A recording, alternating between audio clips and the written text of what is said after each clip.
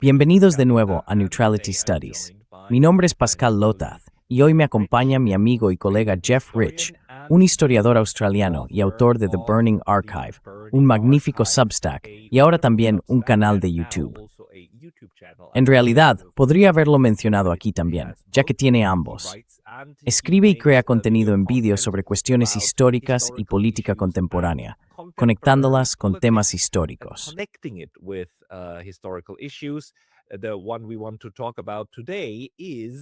Del que queremos hablar hoy es, de nuevo, del discurso de Rubio. No solo del discurso, sino de todo ese tipo de regreso de Occidente a un pasado colonial que creíamos superado, ¿verdad? Después de décadas de descolonización, sobre lo que él también escribió, la descolonización de África, ahora parece que hemos vuelto plenamente a un momento en el que el líder de Occidente, el secretario de Estado de Estados Unidos, considera aceptable pedir abiertamente no más neocolonialismo, sino colonialismo clásico, y agitar ciertas emociones en Europa para favorecerlo. Así que Jeff, con esta introducción, bienvenido de nuevo al programa. Es un placer volver a estar contigo, Pascal. Entonces, ¿qué opinas de esto? ¿Cuál es tu punto de vista sobre el discurso y la retórica, no neocolonial, sino colonial clásica, que provienen de Estados Unidos en estos días?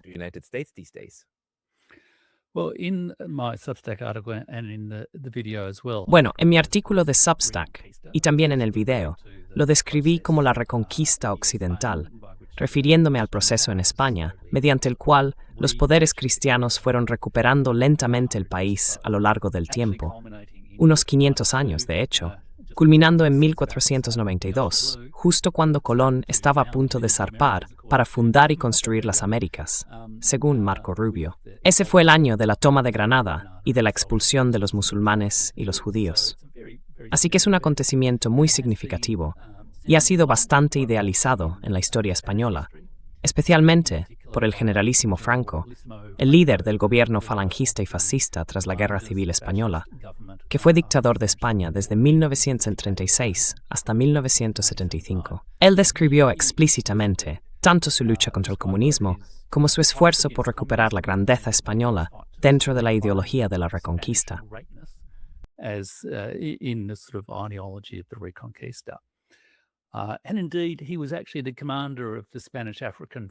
Y de hecho, él era realmente el comandante de las fuerzas hispanoafricanas, las fuerzas coloniales hispanoafricanas.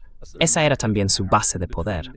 Así que establezco una especie de comparación entre esto y ese mismo tipo de relato sentimentalizado de la historia occidental y estadounidense, y un elogio explícito no solo del colonialismo occidental, sino también de la civilización occidental de una manera muy monocultural. Se describe como, ya sabes, cultura cristiana, occidental europea, en gran medida. No hay mucho de Europa del Este ahí. Ya sabes, la versión clásica de los cursos de civilización occidental de los años 50 y 60, de la historia de la civilización occidental.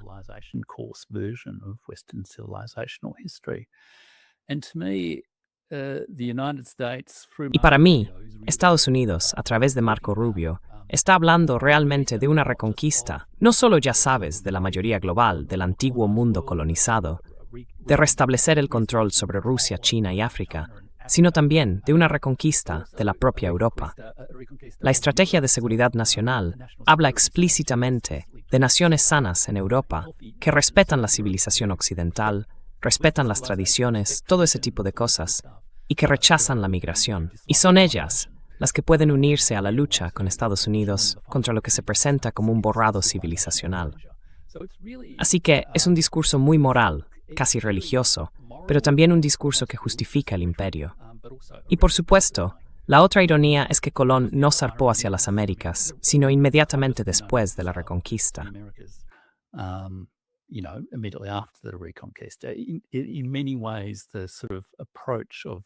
En muchos aspectos, el enfoque del Imperio Español en América también estuvo en parte inspirado, en ocasiones, por el mismo tipo de fervor religioso.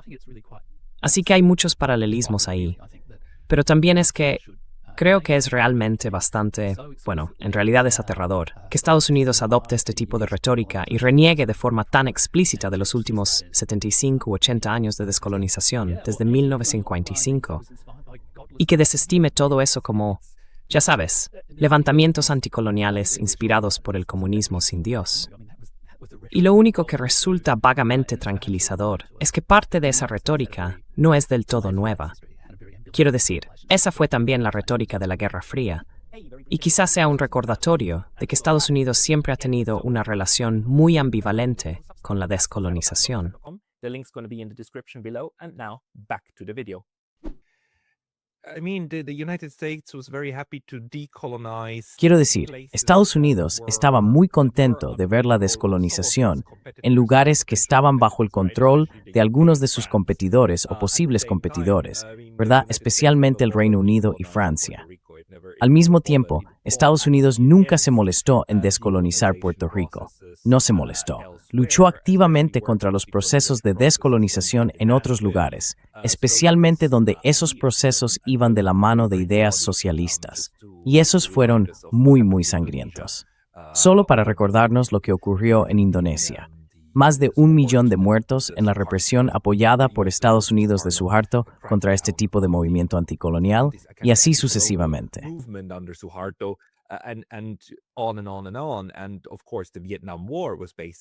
Y, por supuesto, la Guerra de Vietnam fue básicamente una reafirmación del dominio colonial por parte de los occidentales.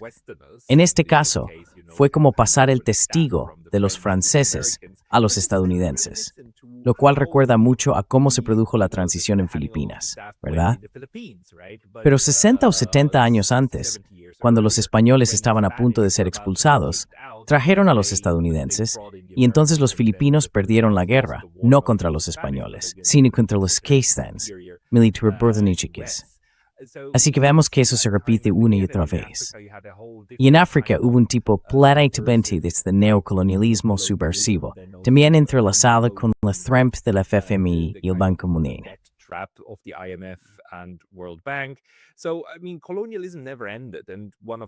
Quiero decir, el colonialismo nunca terminó.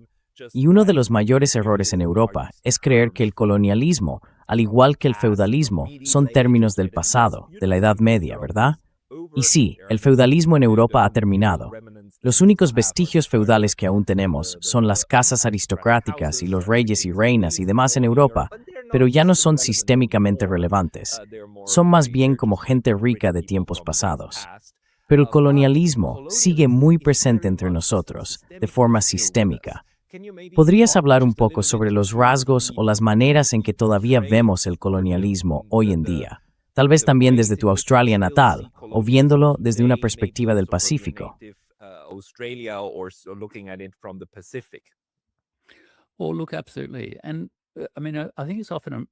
Bueno, mira, absolutamente.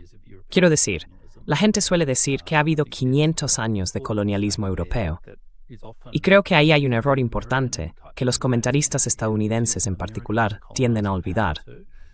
Y es que Estados Unidos también fue una potencia colonizadora, no solo con Cuba y Filipinas o lo que sea, sino realmente desde el principio. Parte del impulso de la Revolución de 1766 fue la frustración de las élites locales con las limitaciones impuestas por los británicos a la expansión estadounidense hacia el oeste, que también implicaba el despojo estadounidense de las naciones nativas. Así que Estados Unidos colonizó el continente norteamericano durante un periodo de, lo que sea, unos 100 años más o menos, lo que a menudo se describe como el cierre de la frontera, pero que también incluye la conquista de la mitad del antiguo México español en la década de 1840 y el tipo de, el genocidio, por decirlo sin rodeos, de las diversas naciones nativas.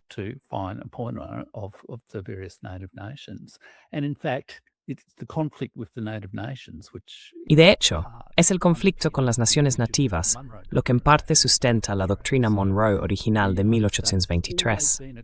Estados Unidos siempre ha sido una potencia colonial, y aún hoy lo sigue siendo, porque en el mundo quedan 17 territorios no autónomos controlados por Francia, Gran Bretaña y Estados Unidos. No hay mucha población allí, pero siguen existiendo. Así que el historial de Estados Unidos tanto en lo que respecta a ser una potencia colonial como a ser un defensor bastante poco principista e incoherente de la descolonización, es bastante irregular.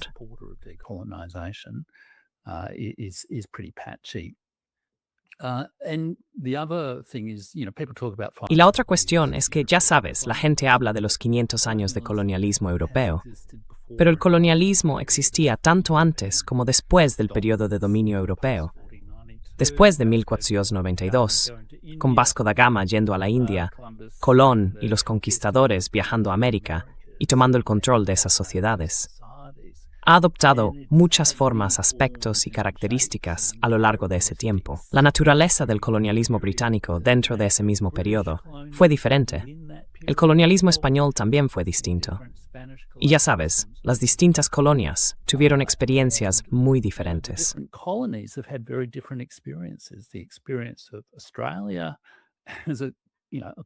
La experiencia de Australia como, ya sabes, una colonia, y luego, ya sabes, un dominio, y después una nación plenamente desarrollada, y quizá más recientemente una nueva colonia de Estados Unidos, es muy diferente de la experiencia de lugares como México o las naciones africanas, que fueron en gran parte colonizadas formalmente en la década de 1880, pero que ya habían estado sometidas a todo tipo de poder e influencia imperial, especialmente a través de la esclavitud transatlántica. Así que supongo que hay muchas formas de colonialismo, y aunque hay muy poco, por así decirlo, a nivel político o constitucional, de control formal de un país por otro, todavía existe. Nueva Caledonia en el Pacífico sigue siendo una colonia de Francia, pero hoy en día es algo bastante poco común.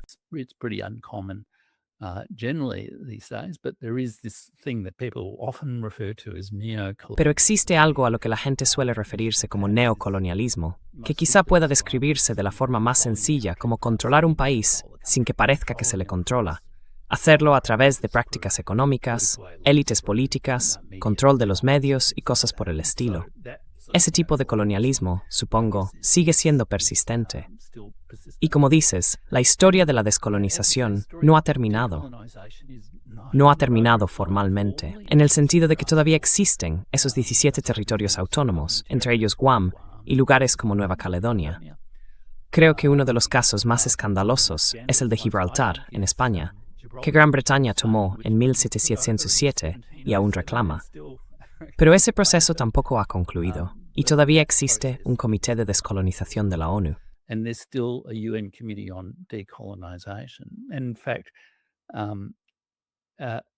De hecho, apenas 1 o 2 días después de que Marco Rubio pronunciara su discurso, elogiando el colonialismo occidental y desestimando todos los esfuerzos de descolonización, el secretario general de la ONU estaba hablando en ese mismo momento en la conferencia de la Unión Africana y adoptó un tono muy diferente. Condenó el colonialismo y apoyó los esfuerzos de, digamos, las naciones de la mayoría global para buscar reparaciones por ello. También ha habido mucho movimiento en torno a ese tema en los últimos tiempos. Pero quizá podamos hablar de eso, porque algunas de las respuestas más interesantes al discurso de Rubio, creo, no han venido tanto de europeos o estadounidenses, sino de cómo se ha recibido el discurso en los países descolonizados, en la India, en África y en todo el mundo.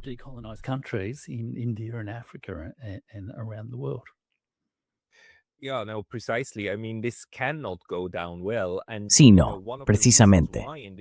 Quiero decir, esto no puede acabar bien.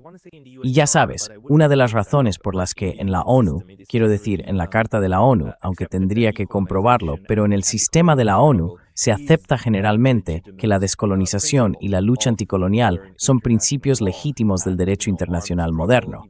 Y ya sabes, incluso la lucha armada contra el colonialismo está explícitamente aprobada por el sistema de la ONU, tal como existe hoy. Quiero decir que está en la Carta de la ONU, pero de nuevo, tendría que comprobar si realmente está ahí o no. Aún así, es la práctica general. Y eso no está en el sistema de la ONU porque los países europeos y norteamericanos ilustrados de repente se dieran cuenta de sus errores y lo incluyeran ahí.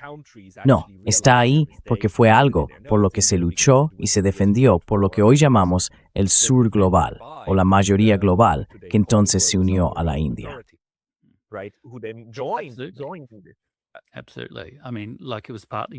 Absolutamente.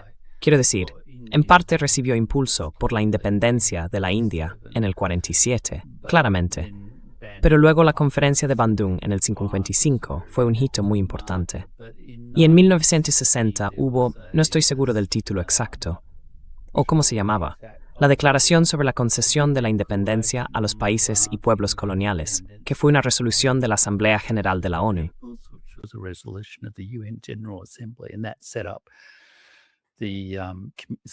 Y eso dio lugar al Comité Especial de Descolonización. Y ya sabes, hay como un centenar de países más que se han incorporado a las Naciones Unidas durante ese periodo de tiempo, la mayoría en los años 50, 60 y 70. Portugal, por ejemplo, desmanteló su imperio africano, pero también Timor Oriental, muy cerca de Australia, en 1975, después de que el dictador tecnocrático y fascista, Salazar, fuera apartado del poder.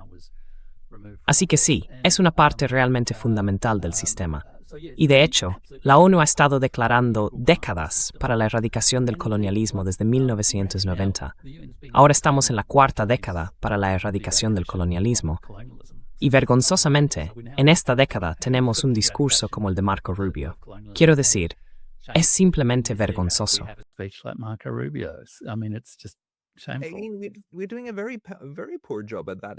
Estamos haciendo un trabajo muy, muy pobre en eso. Quiero decir, todavía hay 14 países africanos que tienen sus monedas impresas en París, 14, y que usan el franco colonial. Es una locura. Y sigue funcionando del mismo modo. Básicamente, le da a Francia influencia sobre el tipo de cambio, lo que significa que pueden manipularlo para extraer los recursos y la riqueza de esas naciones por un valor muy, muy inferior al del mercado.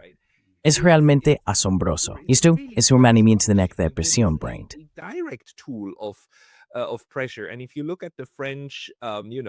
Y si miras a los franceses, ya sabes, todos sus discursos de política exterior, por ejemplo sobre Argelia, siguen tan resentidos con los argelinos y con aquella sangrienta lucha por la independencia. Más de 1 millón de muertos allí también, tras haber conseguido su independencia de la nave nodriza, y aún hoy siguen resentidos por ello. Es como sorprendente que sea así, y que no sea un tema en Occidente. No lo es.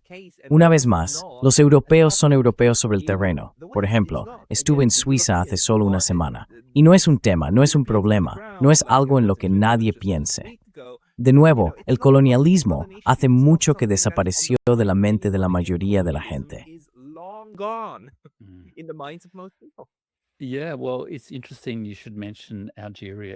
Sí, bueno, es interesante que menciones Argelia en ese sentido, porque a finales del año pasado, Argelia aprobó una ley que básicamente condena los crímenes del colonialismo. Argelia fue colonizada por Francia desde la década de 1830. Y como curiosidad para conectar con algo que muchos espectadores quizá conozcan, Alexis de Tocqueville, que escribió el famoso libro La democracia en América durante sus viajes en la década de 1830, fue un defensor activo de la colonización en Argelia, diciendo explícitamente algo así como: claro, quemamos aldeas, claro, matamos de hambre a la gente, claro, cometemos todos estos crímenes de guerra, pero todo es en pos de la grandeza de Francia. It's still in pursuit of French greatness.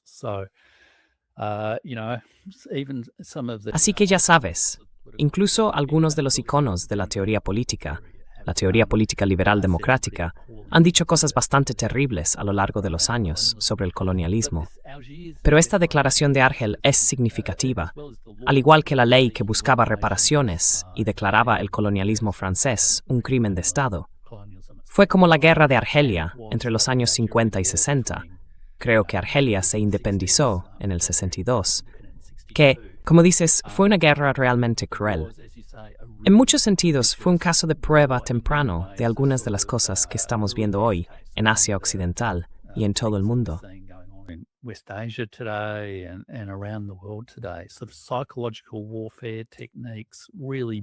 Así que, técnicas de guerra psicológica, una manipulación mediática realmente brutal, pero también la defensa de la violencia. La lucha por la independencia de Argelia fue apoyada por, ya sabes, la izquierda, con algunos de los líderes argelinos fotografiados junto a Jean-Paul Sartre y todo ese círculo. Y ya sabes, una especie de campeones del tercer mundo, supongo, en todo el mundo. Así que es significativo que Argelia haya hecho este cambio. Y ahora, hay mucho diálogo entre Francia y Argelia en torno a esta ley. También hay mucha presión sobre Argelia para que retire su reclamación de reparaciones a Francia por Argelia. For reparations from France over, I guess, its treatment both during the long period. Supongo que su trato, tanto durante el largo periodo del colonialismo como especialmente durante la Guerra de Argelia, que también incluyó el reasentamiento forzoso y todo ese tipo de cosas, fue significativo. Pero además, Argelia ha promovido lo que se llama la Declaración de Argel contra los crímenes del colonialismo, la esclavitud y el apartheid. Y es realmente destacable. Quiero decir, fue una declaración realizada en diciembre de 2025. El presidente de Ghana dijo en la reunión de la Asamblea General de la ONU, la reunión de septiembre creo, donde Donald Trump se quejaba del ascensor y del teleprompter, y de cómo la ONU no aceptó su contrato para renovar el edificio de la organización. El presidente ganés también señaló allí que presentaría una resolución ante la Asamblea General de las Naciones Unidas sobre los crímenes del colonialismo, la esclavitud y el apartheid, incluyendo la búsqueda de reparaciones por ello.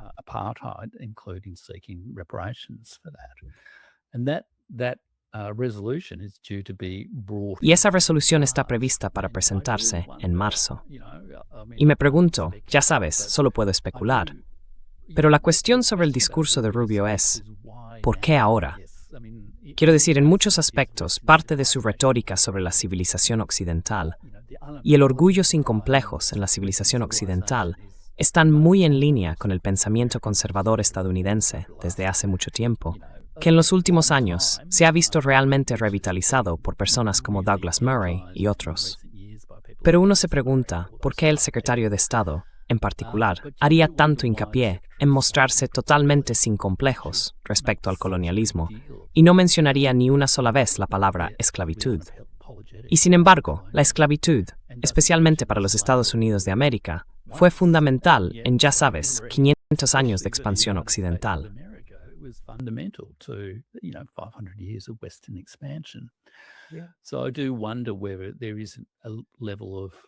Así que me pregunto si hay un cierto grado de, teniendo en cuenta que el discurso también contenía una gran cantidad de comentarios bastante escandalosos, de desprecio hacia las Naciones Unidas. Ya sabes, diciendo que fue solo gracias al liderazgo estadounidense que se logró la paz en Gaza y la paz en Rusia, o entre Rusia y Ucrania, lo cual es indignante en sí mismo. Pero hubo mucho desprecio hacia las Naciones Unidas. Me pregunto si se trata de una especie de postura defensiva frente a esta visión más asertiva que surge de la Unión Africana, de Argelia y de toda una serie de países que buscan reparaciones o una respuesta de las antiguas potencias colonizadoras ante la distribución desigual del poder y los recursos en todo el mundo.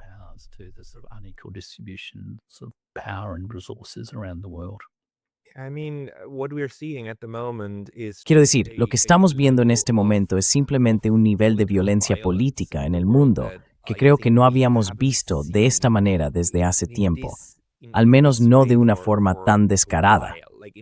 Y ya sabes, el caso más dramático, por supuesto, es el genocidio en Gaza, ¿verdad?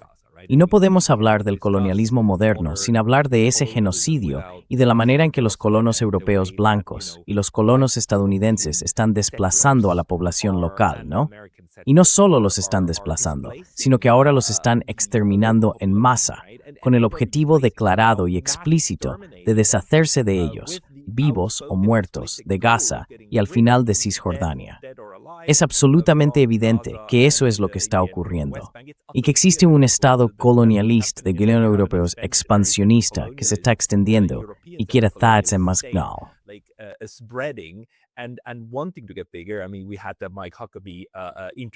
Quiero decir, tuvimos la entrevista de Mike Huckabee con Tucker Carlson hace apenas unos días, ¿verdad? Donde de nuevo la Biblia, esta especie de relatos sobre lo que alguien dijo hace 3,000 años, y luego hace 2,000 y hace 1,500, cuando se compiló, al menos el Nuevo Testamento tal como lo tenemos hoy, no era más que un compendio, ¿no? Solo se reunió hace unos 1,600 años, en el primer concilio.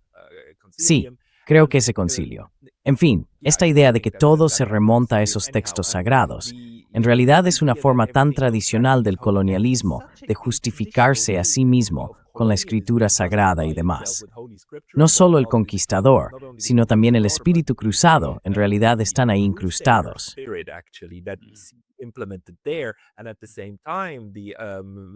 Y al mismo tiempo, lo que ocurrió en Venezuela, y cómo Estados Unidos simplemente se arroga el derecho de entrar y derrocar, incluso secuestrar, al presidente de otro estado, la doctrina Monroe, incluso invocándola. Así que supongo que estamos en un punto en el que Occidente es tan débil que ya no puede encubrir todas sus fechorías con el lenguaje del, ya sabes, humanitarismo. Así que o deja de hacerlo o redobla la apuesta. Y parece que el liderazgo actual de Estados Unidos optó por redoblarla. Mi pregunta para ti es, ¿qué opinas de los europeos? Porque mucha gente, yo incluido, interpretó las ovaciones que le dieron a Rubio como una aprobación de lo que dijo. Pero tú, en tu artículo, señalas que no es tan sencillo. No lo recibieron tan bien como podría parecer a simple vista.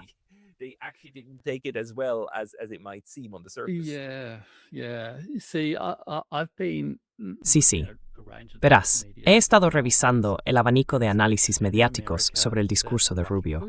En Estados Unidos, incluida la cobertura de prensa de la Casa Blanca, señalan explícitamente que los europeos no suelen aplaudir a los estadounidenses, pero todos le dieron a Trump, o a Rubio, una ovación en pie. Además, el discurso de Rubio se ha interpretado ampliamente en Estados Unidos como una forma de situarse por delante de Vance, como si hubiera conseguido hacer lo que Vance fue bastante incompetente en hacer el año pasado: transmitir un mensaje duro a Europa, que de hecho fue aplaudido. Pero creo que lo de la ovación en pie es una interpretación un poco errónea de la situación, y eso se debe en parte a que vi el evento. Había muchos estadounidenses en esa sala. There's a lot of Americans in that room. There were 40 US Congresspeople attending the Munich. Había unos 40 miembros del Congreso de Estados Unidos asistiendo al diálogo de seguridad de Múnich, casi todos los cuales se comportaron de manera vergonzosa. Se levantaron y aplaudieron al final, pero para mí fue más bien una versión bastante tibia de lo que se solía llamar aplausos tormentosos. Ya sabes, la vieja expresión que se usaba para describir cómo reaccionaban las audiencias a los discursos de Stalin en la Unión Soviética. Todo el mundo tenía miedo de ser el último en sentarse y dejar de aplaudir. Así que sí, se levantaron y aplaudieron, pero no de una forma muy entusiasta. Y cuando hubo aplausos antes en el discurso, también fueron bastante tibios, con mucha gente simplemente sentada así.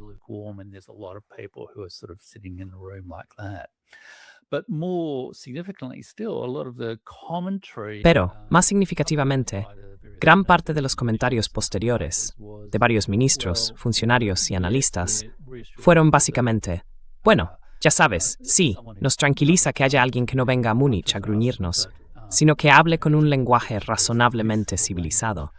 Aún así, no estamos del todo convencidos por el argumento. De hecho, la Conferencia de Seguridad de Múnich, que sigo queriendo llamar el Diálogo de Seguridad de Múnich, y realmente no Kesnuo, publicó un registro de la reunión, una especie de resumen del debate, en su sitio web oficial. Y esto es lo que dice así. And this is what it actually says in that. It says, for many, the speech given by US Secretary Dice que, para muchos, el discurso pronunciado por el secretario de Estado estadounidense Marco Rubio solo confirmó que los europeos ya no podían confiar en Estados Unidos y que debían aumentar sustancialmente las inversiones en sus propios recursos.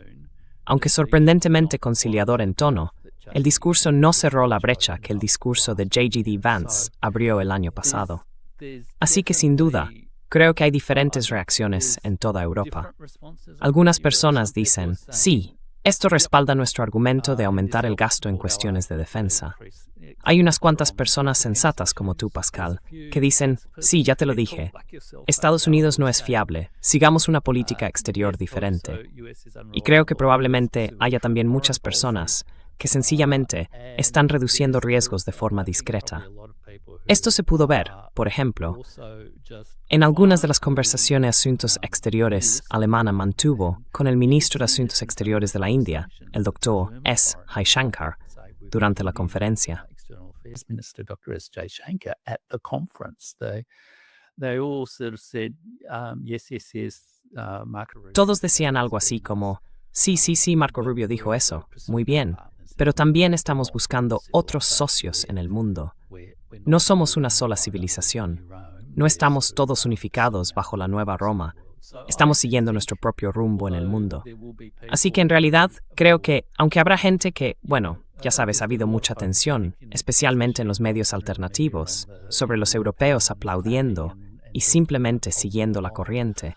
Quiero decir, obviamente estoy muy lejos aquí en Australia, pero sospecho que a puerta cerrada hay muchas conversaciones sobre la búsqueda de otras alianzas.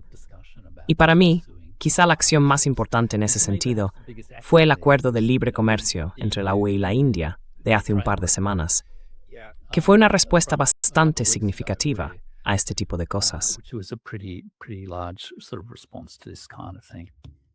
True, but when we discuss Cierto. Pero ya sabes, cuando hablamos de las reacciones de Europa, una cosa es no estar contentos con la actitud de Estados Unidos. Pero recordemos que el discurso de J.D. Vance del año pasado reprendía a los europeos por no ser favorables a la libertad de expresión, por reprimir la disidencia, por ser en realidad racistas, por ir por el camino equivocado internamente. No era una crítica hacia ellos por ser anticoloniales ni nada parecido. Así que Rubio dio otro aspecto, el efecto señal, y su opinión no es algo que los europeos se opongan demasiado.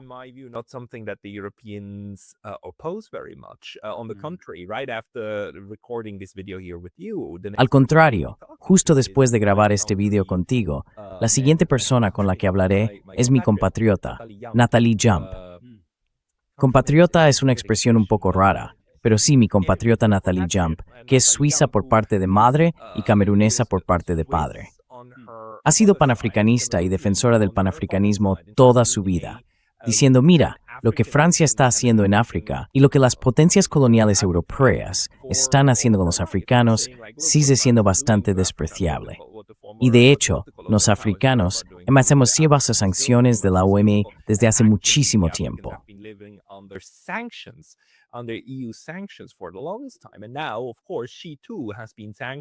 Y ahora, por supuesto, ella también ha sido sancionada por Francia. Ha sido incluida en la lista de sanciones de Rusia, en la lista de sanciones de la UE, y ahora no puede regresar a su hogar en Suiza.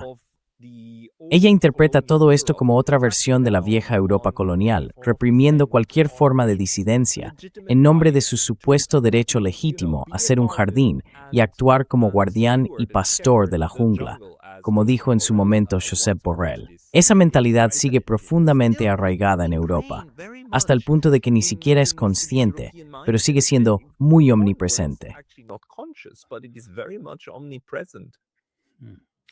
Look, I agree, but I also think it's very... Mira, estoy de acuerdo, pero también creo que es algo variable.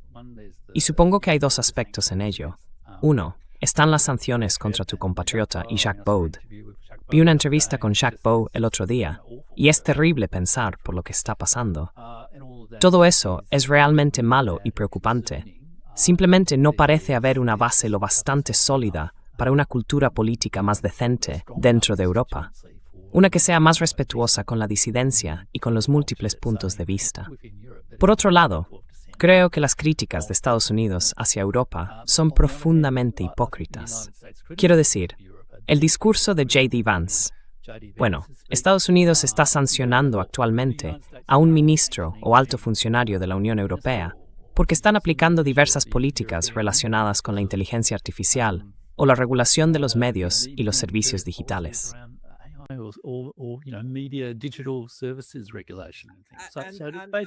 Y sancionar a 4 jueces de la Corte Penal Internacional. Y Estados Unidos está sancionando a Francesca Albanese, la relatora de la ONU sobre los territorios palestinos, ¿verdad?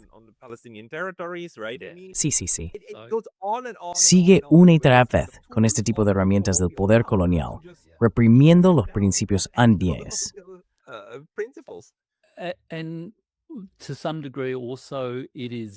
Y hasta cierto punto, también responde mucho a los intereses empresariales de los oligarcas tecnológicos que rodean a Trump.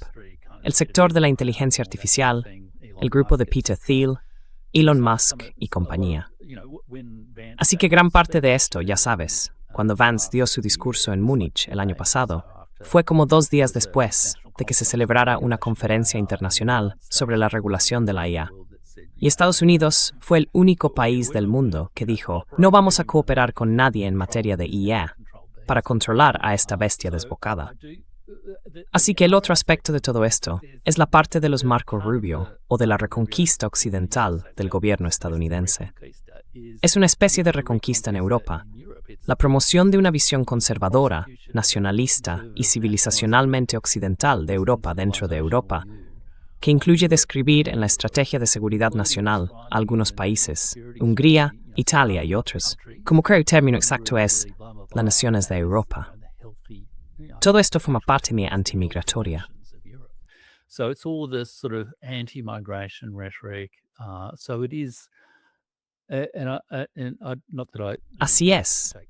Y no es que yo respalde la visión general de Jake Sullivan sobre el mundo, pero escuché una conversación con él el otro día en la que se decía que una de las características distintivas de la Estrategia de Seguridad Nacional más reciente es que expresa de forma tan explícita una preferencia por un bando político dentro de la Comunidad Europea, en la política exterior de Estados Unidos. Y la Estrategia de Seguridad Nacional hace precisamente eso. Y ha sido respaldada por diversas intervenciones, como la de Rubio, para potencialmente dar dinero a Orbán para su elección, igual que hicieron con Milei en Argentina. Just as they had with Milei in Argentina, it's supported, there's been documentation. Está documentado. Ya sabes, hay informes del Departamento de Estado y de la USAID sobre dinero que se ha redirigido a varios grupos no quiero decir populistas o nacionalistas, pero sí una especie de grupos etnonacionalistas de derecha, más afines a la agenda MAGA en Estados Unidos. La clase de agenda antimigración, pro-civilización occidental, conservadora dentro de Estados Unidos. Así que Estados Unidos está actuando como una especie de potencia imperial dentro de Europa. Y este es también parte del mensaje oculto del discurso. En cierto modo, fue una súplica para que Europa volviera al redil al decir, pertenecemos juntos. Pero la premisa de todo ello es que nosotros, Estados Unidos y Europa, somos una sola civilización.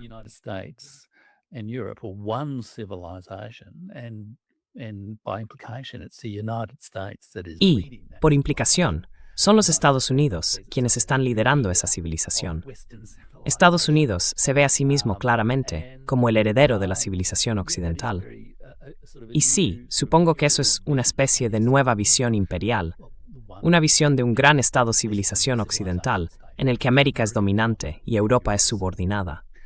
Pero no puedo ver cómo los líderes europeos, y ya sabes, varios de ellos lo han dicho de forma más o menos explícita, pueden realmente aceptar eso.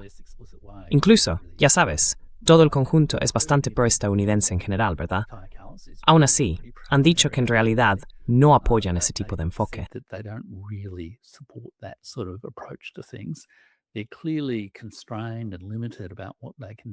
Están claramente limitados y restringidos en lo que pueden hacer. Pero no puedo imaginar que una visión tan coercitiva, regresiva, imperialista y colonialista sea realmente aceptada en Europa o en el resto del mundo. Y si Europa levanta la vista de sus problemas actuales y pregunta a cualquiera en el resto del mundo, le dirán, no tenéis que seguir con esta tontería de que sois una sola civilización junto con Estados Unidos.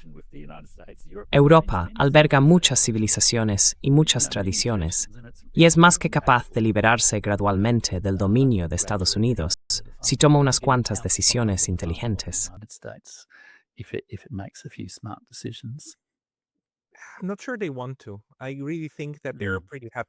No estoy seguro de que quieran hacerlo. Realmente creo que están bastante contentos bajo el yugo, bastante contentos de formar parte de ese proyecto colonial. Es más una cuestión de sabor, ¿no? Mientras Estados Unidos te sirve la Coca-Cola, Europa te sirve la Pepsi. Quizá una Fanta, ¿verdad? Sí, obtienes un sabor físico diferente en la lengua, pero al final del camino, sigue siendo obesidad lo que te espera si te lo bebes todo de un trago. Pero la pregunta para mí ¿es esto una expresión de que Estados Unidos y por extensión Europa están afirmando una nueva dominación e intentando ser más dominantes? ¿O es una admisión de que la versión implícita de esto, la versión neocolonial, la del FMI y el Banco Mundial, esa en la que simplemente infiltramos vuestros países y los dirigimos igualmente, ha fracasado y se ha acabado? That one has failed and is done and is over, and that, framing Gaza as this Y eso ya sabes, presentar Gaza como esta gloriosa guerra de autodefensa de un pueblo oprimido, la única democracia de Oriente Medio, todo ese relato falso ha fracasado. Ha fracasado de forma definitiva y se ha acabado, aunque algunos sigan aferrándose a él. Así que básicamente, vale, necesitamos algo nuevo. De nuevo, o lo detenemos o redoblamos la apuesta. Y en esencia, esto es una admisión del fracaso de esa versión implícita del colonialismo. Así que volvemos a la versión explícita. Pero eso significa que estructuralmente estás en una posición más débil. El momento en que necesitas usar armas para afirmar que tienes razón es el momento en que el poder blando ha dejado de funcionar. It's the moment when the soft power has failed, right, to deliver. Yeah. Look, I do think Sí. Mira, creo que es en cierto modo una admisión o una declaración desde la debilidad. Es una declaración desde la derrota, si quieres. Y de alguna manera, eso se parece a lo que, ya sabes, fue también la visión de Franco sobre la reconquista. Quiero decir, él tenía ese sueño de revivir el Imperio Español para siempre, incluso en América Latina, etc., y nunca llegó realmente a ninguna parte. Sospecho que este nuevo, ¿cómo lo llamó? El nuevo siglo occidental, el nuevo siglo americano occidental, podría sufrir el mismo tipo de destino, porque están hablando desde una posición de debilidad. E incluso, esa declaración en la reunión de Múnich, el resultado del diálogo de seguridad de Múnich, que ya sabes, sí, no estamos convencidos. Buen discurso, bien elaborado, pero no estamos convencidos. Vais a tener que hacerlo mejor que eso. Y desde entonces, ya sabes, Macron ha estado en la India. Then, Macron's been to India. Merz going to China or India. Merck se va a China o a la India, no recuerdo a cuál. Cuando se firmó el acuerdo de libre comercio entre la UE y la India, hubo mucho orgullo en Europa por ello. Al mismo tiempo, hicieron el gran acuerdo con América Latina, el de Mercosur, o como se llame. Pero una de las cosas más llamativas en el evento del Acuerdo de Libre Comercio UE-India fue que allí estaban Modi, Ursula von der Leyen y el presidente del Consejo, no recuerdo su nombre, pero él hizo mucho hincapié en señalar que es indio. Ya sabes, sacó su pasaporte de indio en el extranjero, porque esa es su herencia. Así que creo que va a ser un camino muy difícil de recorrer para Europa, porque Estados Unidos es, como dices, tan violento, tan brutalista, tan ensimismado y tan impredecible en este momento. And so unpredictable at the moment. And it might just be wishful thinking. Y puede que sea solo un deseo de mi parte, pero creo que al menos hay señales de que la gente quiere liberarse y está harta de todo esto. Creo que sería una verdadera tragedia para Europa y una tragedia para el mundo si simplemente dijeran, vale, votemos por quien sea el próximo presidente demócrata y ya está. Pero he oído en la retórica que han utilizado, incluso en torno al discurso de Carney, que Ursula von der Leyen dijo que este es un cambio permanente y que el cambio hacia la búsqueda de la independencia europea debe ser permanente. Ahora bien, eso es solo retórica, pero sospecho que también hay mucho trabajo aburrido y técnico en marcha, como el acuerdo de libre comercio entre la India y la Huila Ubeida, que creará más margen para que Europa actúe de forma independiente. Will create more space for Europe to act independently. And I certainly hope so, because Y desde luego, eso espero, porque sería una tragedia para el mundo si Europa siguiera sometiéndose a este tipo de disparates de Estados Unidos durante mucho más tiempo. Pero quizás sea demasiado optimista, porque también me convencen mucho los argumentos de Neil Benilla y de otros sobre el grado de interpenetración de la élite transatlántica. Supongo que mi sensación es que el búnker, como dice Neil, que ha sido creado por ese sistema, no es tan sólido. Hay muchas grietas y fisuras, y no está tan bien construido. Y hay muchos aspectos de él que molestan a la gente, contra los que acabarán rebelándose con el tiempo. No puedo estar seguro, pero desde luego, esa es mi esperanza. I can't be certain, but that's certainly my hope. Pero ya sabes, si observas la mentalidad, Por un lado, se puede argumentar, como hace ella, como hace Neil Benilla, que Europa está tan completamente capturada que incluso cuando intenta o parece oponerse al enfoque colonial de Estados Unidos, en realidad simplemente lo sigue de otra manera, ¿verdad? Y eso va de la mano con esos argumentos de Brian Berletic, por ejemplo, que dice algo así como, mira, cada vez que Europa dice, oh, estamos descontentos con Estados Unidos, en realidad lo que acaba haciendo es exactamente lo que Estados Unidos quiere. Una vez que aumentan el presupuesto de defensa del 1 al 2%, luego del 2 al 5% y después compran más armas, ¿dónde las compran? Pues por supuesto en Estados Unidos. ¿Y a dónde destinan el dinero? Pues claro, a la guerra por poderes en Ucrania.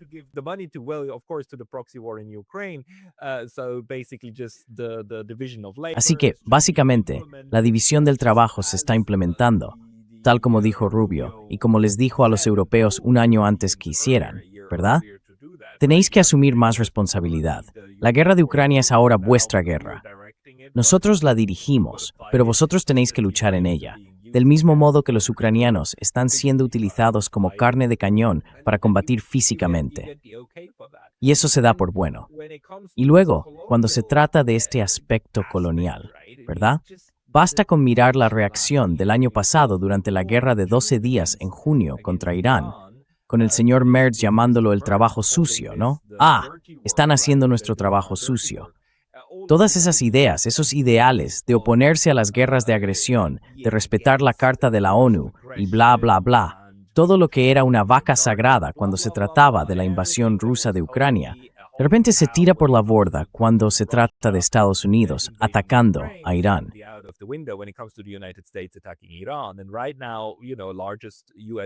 Y ahora mismo, ya sabes, la mayor fuerza estadounidense se está concentrando en el Golfo contra Irán otra vez. Y los europeos, sorprendentemente callados. No solo callados. Lo más antiimperialista que hicieron fue que los británicos dijeran, quizá estamos pensando en que no podáis usar Diego García. Y todos sabemos que, por supuesto, Estados Unidos acabará usando Diego García. Por supuesto que habrá un acuerdo, y por supuesto, al final los europeos, aunque no envíen sus propias tropas, apoyarán a Estados Unidos con la retórica, pase lo que pase, y dirán algo como, es hora de acabar con el vil régimen de Irán, ¿verdad? Como han estado haciendo. Así que están comprometidos con ello, al menos mentalmente, me parece a mí.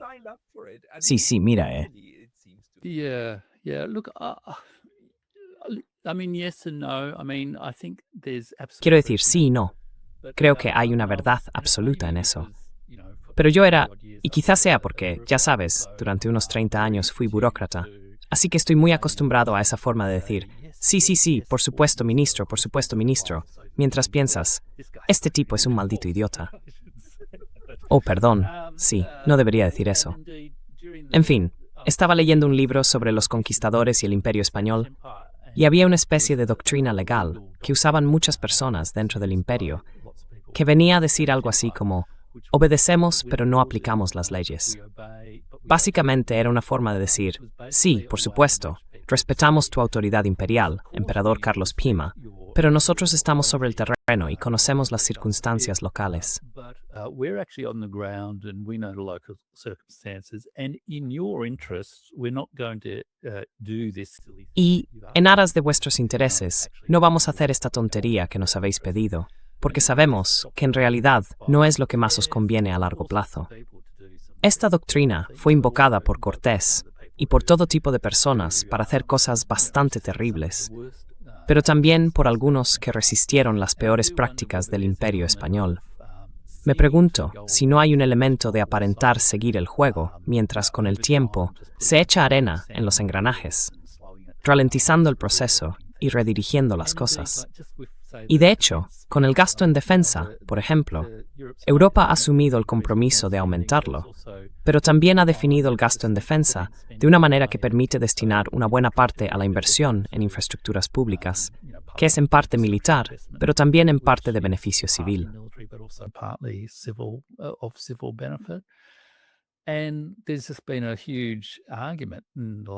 Y acaba de haber una gran disputa en el último día o dos entre uno de los ministros estadounidenses y Europa, diciendo algo así como, ¿cómo que vais a gastar ese dinero en sistemas de armas europeos en lugar de estadounidenses? No se os permite hacer eso. Pero eso es precisamente lo que Europa está haciendo. Así que de algún modo han dicho, sí, sí, sí. O ya sabes, toma el caso del comercio, el fiasco de los aranceles con Estados Unidos. Sí, hemos aceptado vuestro acuerdo arancelario, pero quizá teníamos la sospecha de que todo se derrumbaría en 6 meses, porque no teníais autoridad constitucional. Así que creo que, cuando se trata de cómo se gestionan los grandes asuntos entre los principales estados, a menudo hay mucho más margen de maniobra detrás de lo que parecen posiciones uniformes de lo que realmente hay. Pero quizá solo esté hablando como un viejo burócrata. Maybe I'm just an old bureaucrat speaking. I don't know. No, I'd be a bit also optimistic. And, No lo sé. No, yo también soy optimista. Y ya sabes, es cierto. Quiero decir, tomamos estos fragmentos de discursos y acciones e intentamos darles una coherencia y leer en ellos el gran arco de la historia, lo cual, especialmente en los asuntos actuales, siempre es algo peligroso, porque tendemos a interpretar el arco equivocado, ¿verdad? Suele haber uno, pero normalmente cuando miramos atrás, coincidimos en que no era ese. En fin, esto ha sido muy interesante, Jeff. Muchas gracias por ello. Y quizás solo me gustaría recordar a todos, si queréis encontrar a Jeff, id a The Burning Archive en Substack o en YouTube. Jeff, ¿hay algún otro lugar donde la gente debería seguirte, encontrarte o al que quieras dirigirlos? There are two main places. The Substack, it's Jeff. Hay 2 lugares principales. El Substack es jeffrich.substack.com, pero se llama The Burning Archive, que ha sido mi antiguo nombre en Internet, por así decirlo. Además, normalmente con mis artículos en Substack, que a veces pueden ser un poco largos, hago locuciones, y normalmente puedes encontrarlas en Spotify o en la plataforma de podcast que prefieras, y escucharlas mientras das un paseo por la tarde. You're out for an afternoon walk. Todos, salid a las plataformas, buscad a Jeff Rich, buscad The Burning Archive y sus numerosas contribuciones. Jeff, muchísimas gracias por tu tiempo hoy. Gracias, Pascal. Thank you, Pascal.